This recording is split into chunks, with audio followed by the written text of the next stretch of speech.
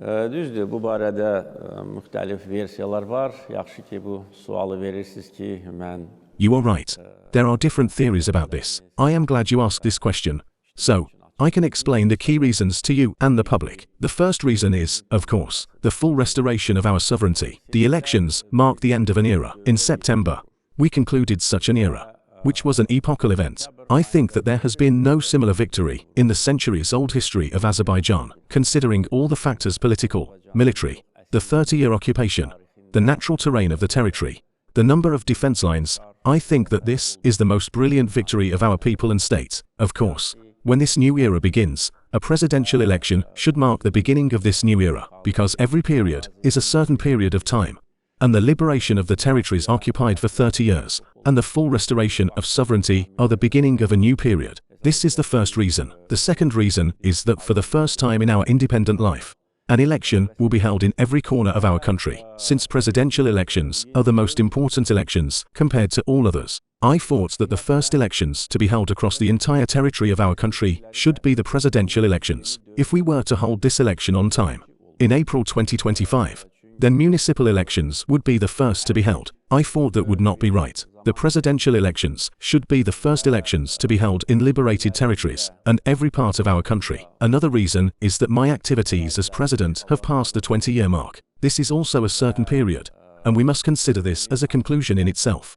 And the holding of a presidential elections again after 20 years, of course, represents a justification for this chronological period. So, these are the main reasons, but I have ranged these reasons according to their importance. The first reason, of course, is the beginning of a new era, and the presidential elections will provide a blessing for this new era as well. Yeni dövrün başlangıcıdır ve prezident seçkiləri bu yeni dövrə də elə bil ki, xeyir dua verəcək. Mr. President, can this also be seen as the beginning of a new mission? Əlbəttə, əlbəttə. Of course, because in general, I think that there will probably be discussions about this in the society. Our primary national mission was to liberate our territories. In other words, the whole nation was united around this idea, around this mission. And we have achieved that. I have my own views about the future development, and in many cases, they will be decisive, of course. However, I would like discussions around this issue to take place in society, by politicians, political experts, scholars, and intellectuals. What should be our main national mission and idea regarding our future development? This should be the topic of a public debate. Of course, the new era should have its own new goals. We cannot enter the new era with old goals, because those goals have already been achieved. There are countries that have been exploiting their historical past and historical successes for years and decades. However, they themselves have nothing to do with those victories. We do not want to be like those countries. Whatever we have done, the people appreciate and will appreciate it. However, it would not be right to constantly exploit the historic victory. First, it is not correct from a political point of view. Secondly, there should not be an atmosphere of complacency in society. First, we must be very vigilant at all times, because the opposition to us will not end with the issues we have mentioned, but will be continued. After all, we have moved grand layers on a global scale. Analysts can probably see that our victory has cost certain countries quite dearly. We have managed to move serious layers. We have won a victory that is no matter of local importance. It has somehow become one of the main issues of the international agenda.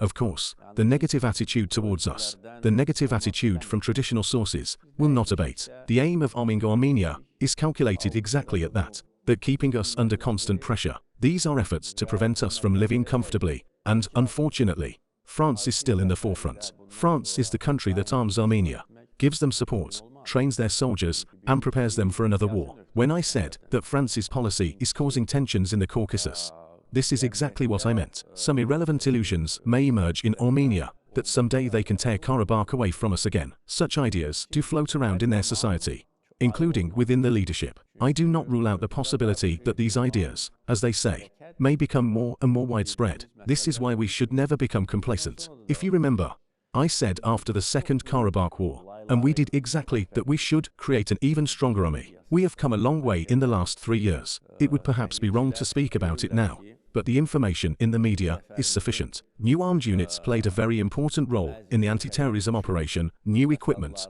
new ammunition, the most modern equipment. I have already said that at least 1 billion manats will be invested in our defense industry factories this year, both by the state and the private sector. So, we will provide ourselves with the necessary resources in a larger volume. In other words, we should never become complacent. The army building process will continue. And Armenia should know that no matter how much weaponry it may purchase, no matter how much support they may receive, if there is a source of danger to us, we would immediately eliminate it. I am not hiding it, so that no one can say tomorrow that something unexpected happened. Let the listeners hear that if we see a real threat to us, not the rickety French bastions, those tin cans, but a real threat, we will destroy that threat in any location with preventive measures. Therefore, there should be no complacency in society. I am not saying that we should think of a new war at all times. No, I am sure it won't happen, and I will do my best for that. Enough of wars. However, our new conceptual development strategy, new directions of our national ideology, and complacency with the achieved successes may lead to a certain stagnation. This is the topic of a separate extensive conversation. Maybe one day we will talk about this issue separately, but in any case, answering your question, I must say that yes, a new era is beginning, and I am sure that this era will be successful for our country.